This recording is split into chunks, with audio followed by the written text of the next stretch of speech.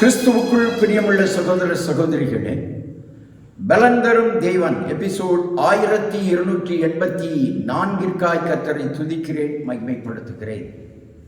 இந்த நாளிலும் சங்கீதம் 145:20 நான் உங்களுக்காக வாசிக்கின்றேன்.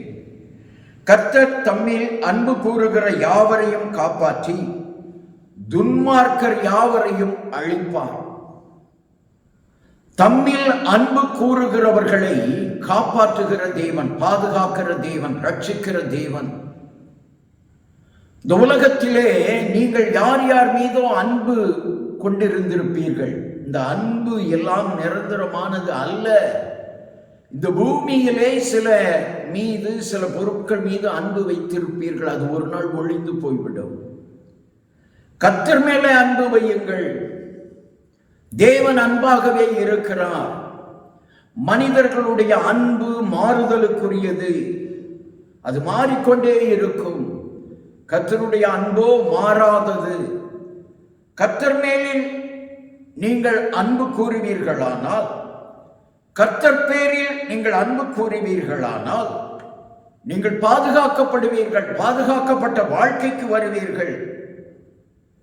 துன்மார்க்கர் யாவரையும் அழித்து போட்டு விடுவார்.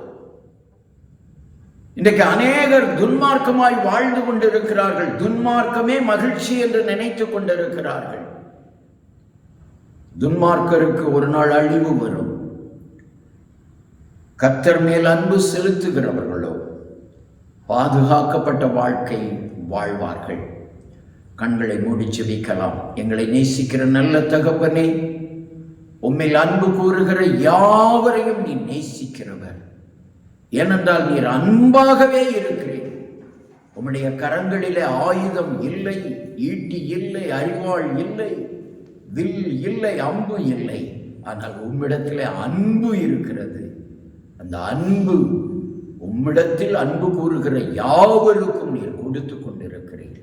சகோதரனே, இந்த சமுதாயம், இந்த உலகம், இந்த உறவுகள், பிள்ளைகள், பெற்றோர்கள் என்னை கைவிட்டு விட்டார்கள் என்று நினைத்து கொண்டிருக்கிறாயா? ஆண்டவருடைய வார்த்தை உனக்காகத்தான் வருகிறது.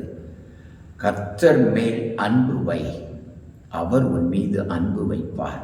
உன் காரியங்கள் ஜெயமாய் முடியும். இயேசு கிறிஸ்துவின் நாமத்தில் ஜெபிக்கிறேன் பிதாவே, ஆமென்.